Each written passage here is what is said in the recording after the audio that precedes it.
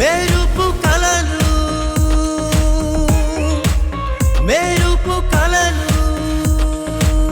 మాట్లాడవే చెప్పు. నువ్వు గ్యాప్ ఇస్తే నేను మాట్లాడదామని. ఎవరు నువ్వు? సమిత్త ఫోను నీకాడ ఎందుకుంది? సమిత్త ఫోను నీకాడ ఉంటే మరి నా ఆటో ఎక్కడుంది? చెప్పాను కదా నువ్వు గ్యాప్ ఇస్తే నేను మాట్లాడతాను అని. సరే సరే చెప్పు. నేనా? తను మా మామయ్య కూతురు. బావని డైరెక్ట్ గా చెప్పొచ్చు కదా. ఎలా చెప్తే ఏంటి? మీకు అర్థమైంది కదా. ఈ రోజు నుంచి తను రైడ్స్కి రాదు. అలా కుదురుతుంది?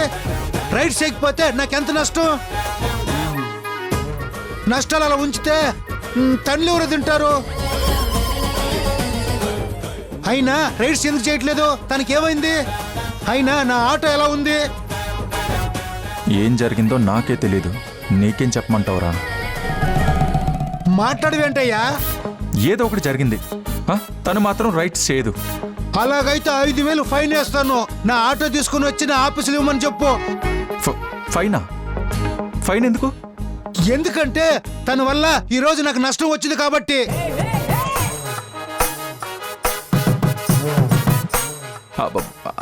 అయితే తను రైట్స్ చేస్తుంది. ఇప్పుడే కదయ్యా చేయదు అని అన్నావు. ఇప్పుడు కూడా తను చేయదు. మరి తన బదులు నేను చేస్తాను.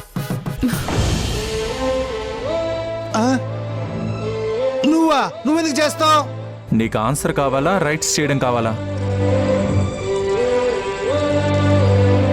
నాకు రైడ్స్ తో పాటు నా ఆటోకు ఎలాంటి డ్యామేజ్ అవ్వకుండా ఉండాలి. ఆ సంగతి నేను చూసుకుంటాను. ఓకే. కుర్రోడు ఎవడో గాని హుషారు మీద ఉన్నాడు. అయినా నేను ఆటో ఎవరికి ఇచ్చాను, ఎవరిని అడుగుతున్నాను? అంత నా కర్మ. తీసుకో. నువ్వు రైడ్స్కి వెళ్ళడం ఎందుకు? ఏం అవసరం లేదు. ఆ ఫైన్ ఏదో నేనే కట్టుకుంటాను. ఫైన్ ఎంతో తెలుసా? ఎంతరా? 5,000 అంట.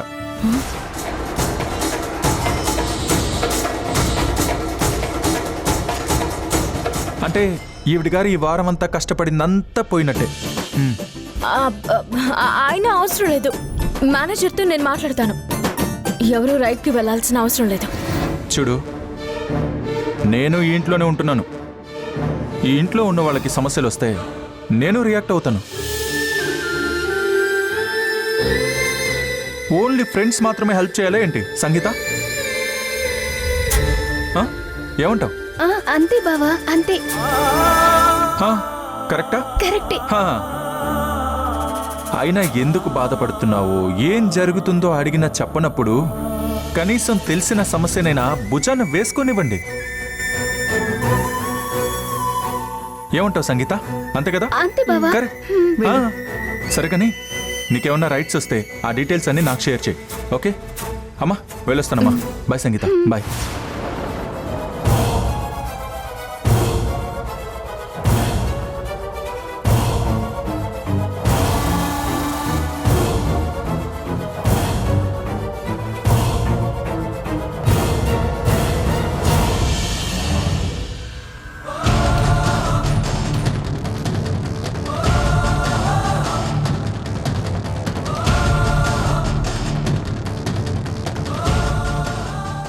అమ్మా సంయు, అసలేం జరిగిందో నువ్వు చెప్పడం లేదు. బాను చూస్తే కోపంతో బ్యాంకుకు వెళ్ళింది. చెప్పమ్మా, అసలేం జరుగుతుంది? ఎవరూ ఏం చెప్పకపోతే జరుగుతున్నదేంటో మాకెలా తెలుస్తుంది? నాకు కూడా భయంగా ఉంది అత్తయ్య. అనుకోకుండా జరిగిపోయింది ఒక పెద్ద పొరపాటు. నువ్వలా అంటూ ఉంటేనే గుండెలు అదురుతున్నాయమ్మా. అసలేంటమ్మా పొరపాటు?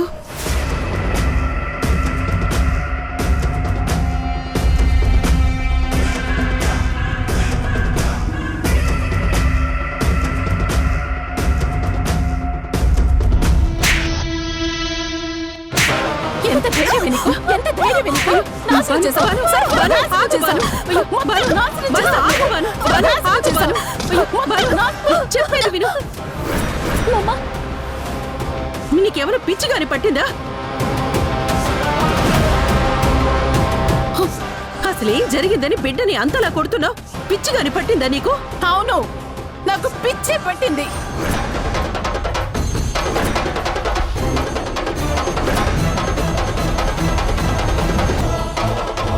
మీరందరూ కలిసి నాకు పిచ్చి పట్టేలా చేశారు.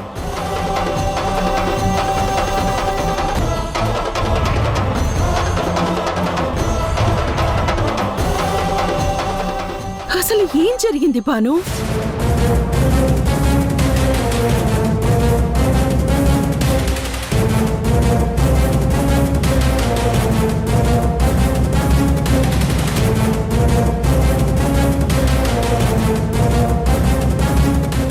అడుగుతుంది కదా, సమాధానం చెప్పు.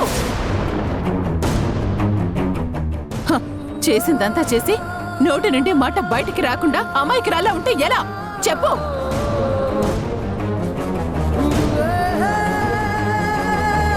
హ, అత్తయ్య, అమ్మ లోకర్లో ఉన్న డైమండ్ నెక్లెస్ అమ్మకి తెలియకుండా తీసి దాన్ని నాశనం చేశాను అని చెప్పు.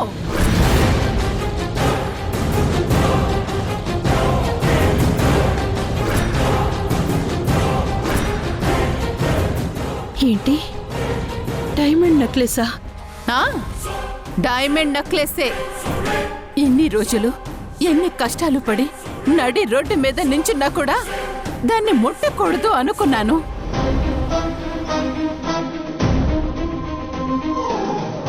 నాకిష్టం లేకపోయినా మనసు చంపుకొని నీ ఇంట్లో ఉంటున్నానే కాని దాన్ని తీయకూడదు అనుకున్నాను.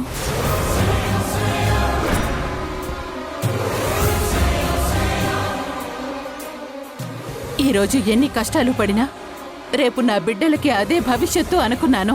కానీ ఇది నీ తమ్ముడు ఇద్దరు కలిసి మొత్తం నాశనం చేశారు.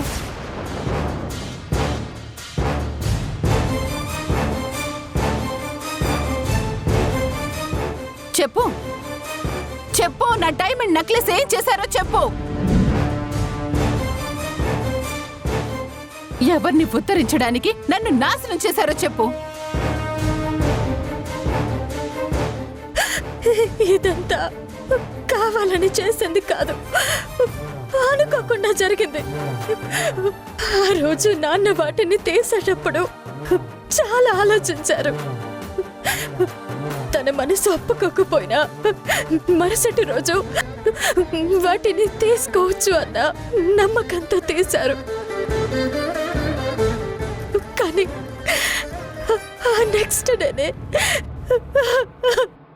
నాన్నకి యాక్సిడెంట్ అయింది.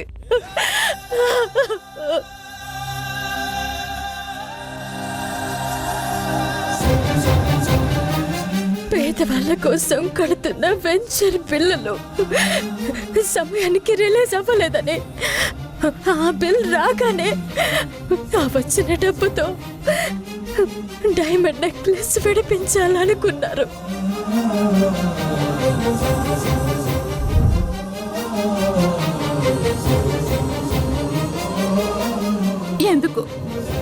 ఎందుకు ఇలా చేశారు? తన ప్రాణం పోయినా దాన్ని బయటికి తీయను అని ప్రమాణం చేశారు నాకు.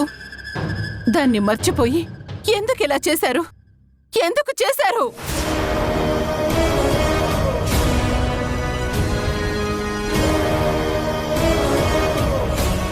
నా వాళ్లను, నాకున్న ఆస్తిని, అంతస్తుని అన్నిటినీ వదులుకొని నమ్ముకొనొచ్చినందుకు నాకు తగిన గుణపాఠం జరిగింది. మీ నాన్న ఒక చీటర్, ఒక ఫ్రాడ్, ఒక మోసగాడు.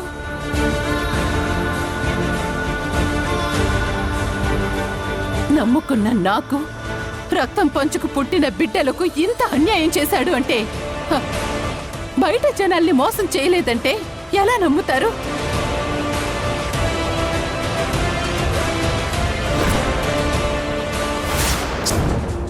ఇంట్లో వాళ్ళ బాగోగుల్ని పట్టించుకొని ఒక ఫ్రాడ్ బయట పేదల్ని ఉద్ధరించాలనుకున్నాడు అంటే ఎలా నమ్ముతారు?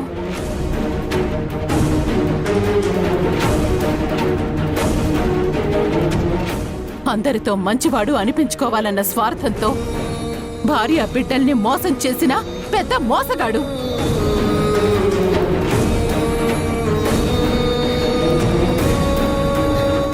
అలాంటి వాడి కోసమా నేనన్నిటినీ కాదనుకుని వచ్చింది అని తలుచుకుంటుంటే నా మీద నాకే అసహ్యం వేస్తుంది. ఛీ! అమ్మా, నీకు దండం పెడుతున్నానమ్మా. దయచేసి నాన్నని అనేసి మాటలు అనొద్దు. తనని తను మోసం చేసుకున్నాడే కానీ ఎవరిని మోసం చేయలేదు.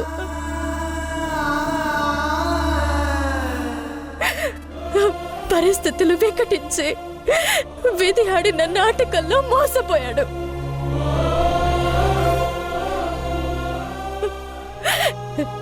నా తండ్రి మోసగాడు కాదు, అందరినీ నమ్మిన అమాయకుడు.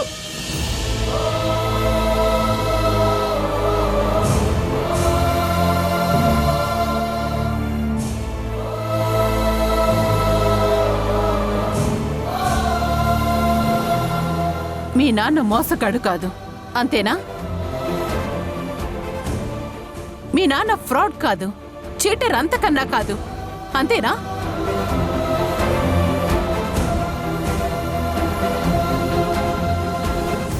అయితే ఇది విను. చేసిందంతా మీరిద్దరే కాబట్టి, ఏం జరిగిందో మీకు మాత్రమే తెలుసు కాబట్టి దాన్ని సరిదిద్దుకునే అవకాశం నీకిస్తున్నాను.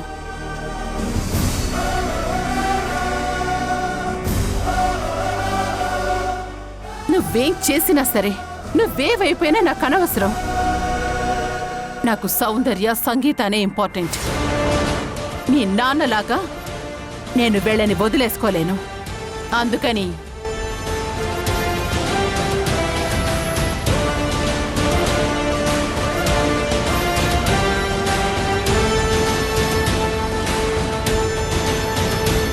ఇంకో 3 నెలల్లో మిస్ ఇండియా పోటీలు జరగబోతున్నాయి. దానికి 30 లక్షలు ఖర్చవుతుంది.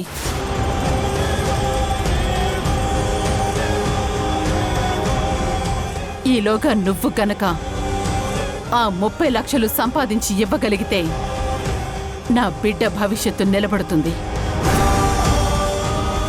అప్పుడు నిన్ను క్షమిస్తాను.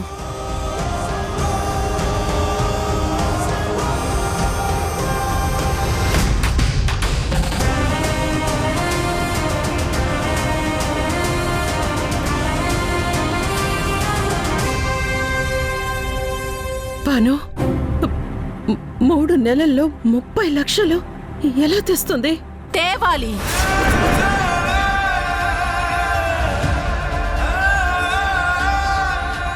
పోగొట్టిన వాళ్ళు సంపాదించి తేవాలి.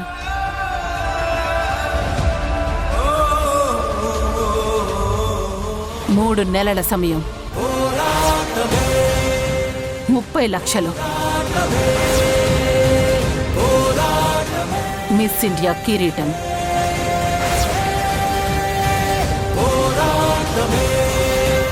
నీకు చేతనైతే ఇది చెయ్యి. ఎలా చేస్తావో, ఏం చేస్తావో నాకు అనవసరం. 3 నెలల తర్వాత సౌందర్య మిస్ ఇండియా స్టేజ్ మీద ఉండాలి.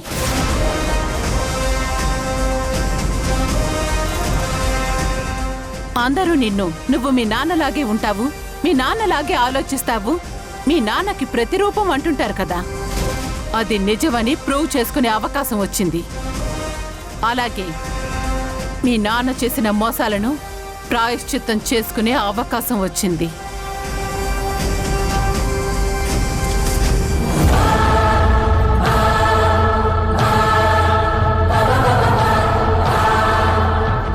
గుర్తుపెట్టుకో,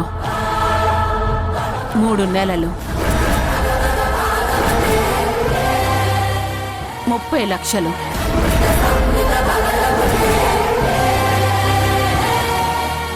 పదవేది.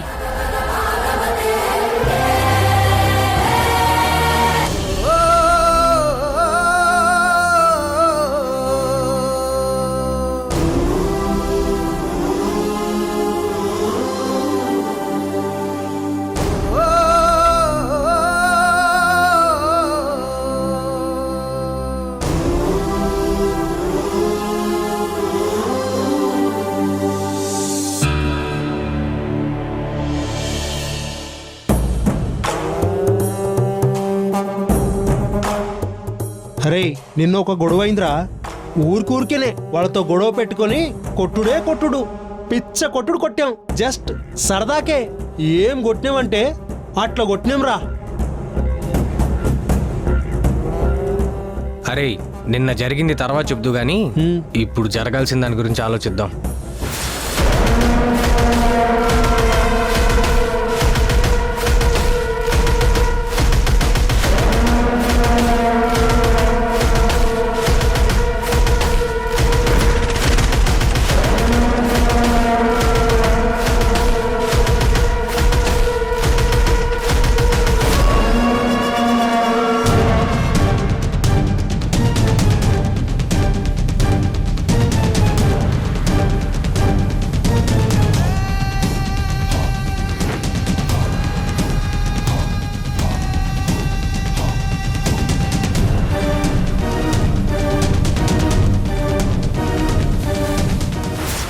హే రే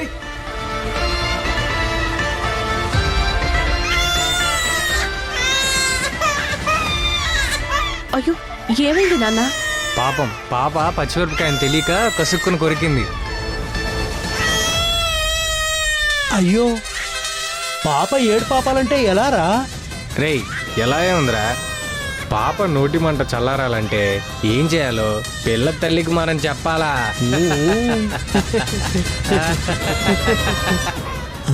కానీ ఎలా రా చోటు లేకుండా? రై పాప నోటి మంట కంటే సోటు ముఖ్యమారా? ఏం కాదులే. అమ్మా మీరు ఇలా రండి.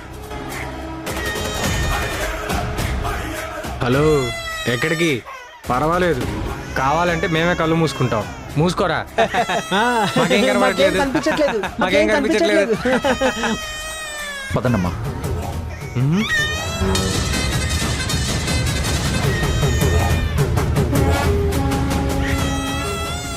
కూర్చోండి.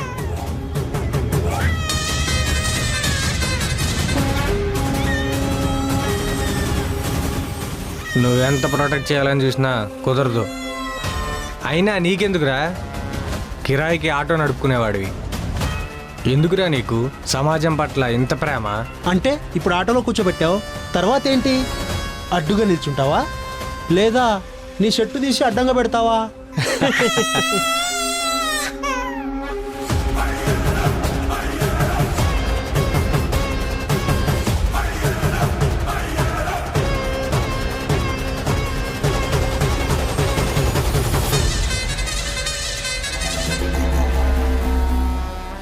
అమ్మా పాపకు అమృతం ఇచ్చి నోటి మంట తగ్గించి ఆకలి తీర్చండి. ఈలోగా వీళ్ళకి వీళ్ళ అమ్మ దగ్గర తాగిన అమృతం ఉగ్గు పాలతో సహా నేను కక్కిస్తాను.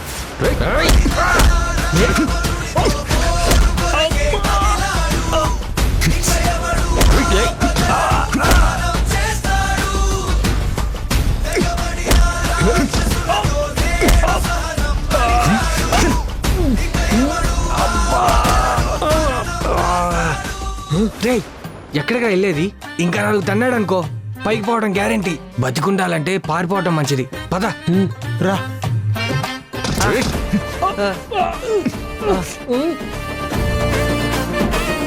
రే ముందు పాప ప్రక్షాళన చేసుకోండి. అదేరా పాపకు చేసిన పాపం ప్రక్షాళన చేయండి.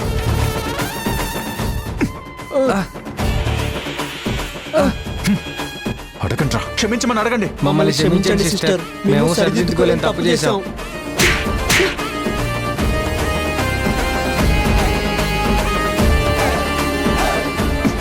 వెళ్ళండి రా. చాలా థ్యాంక్స్ అయ్యో అండి. వద్దమ్మా, తప్పమ్మా, వెళ్ళండి.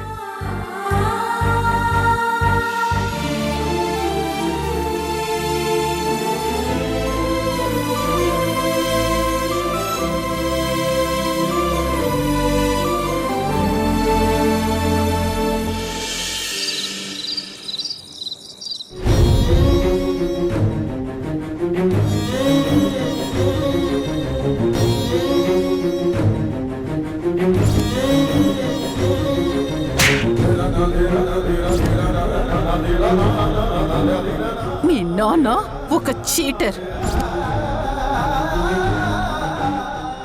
ఒక ఫ్రాడ్, ఒక మోసగాడు. ప్రాణానికి ప్రాణంగా ప్రేమించిన మనిషిని కూడా అపార్థం చేసుకుని అన్నన్ని మాటలు అంటుంటే నేను తట్టుకోలేకపోతున్నాను. బయట వాళ్ళు నిన్ను అపార్థం చేసుకుని నిన్ను మోసగాడంటున్నా ఏదో ఒక రోజు మీ గొప్పతనం తెలుస్తుందని ఎదురు చూస్తుంటే ఈ రోజు అమ్మ మిమ్మల్ని నిందిస్తుంటే ఎలా రియాక్ట్ అవ్వాలో కూడా తెలియడం లేదు. ఎందుకు నాన్న మిమ్మల్ని ఎవరు అర్థం చేసుకోకుండా నిందలు వేస్తున్నారు? ఇవన్నీ వింటూ ఉంటే చాలా బాధగా ఉంది నాన్న.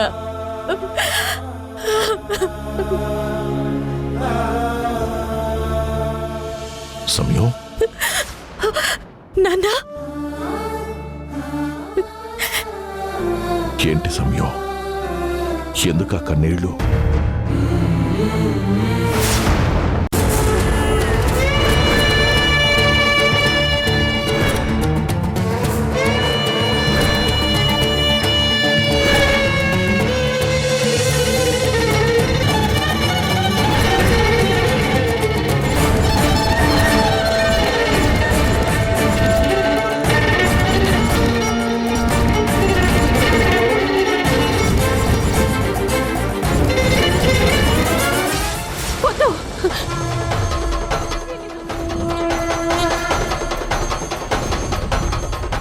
అలా జరగకూడదు, అలా జరగకూడదు, అలా జరగకూడదు.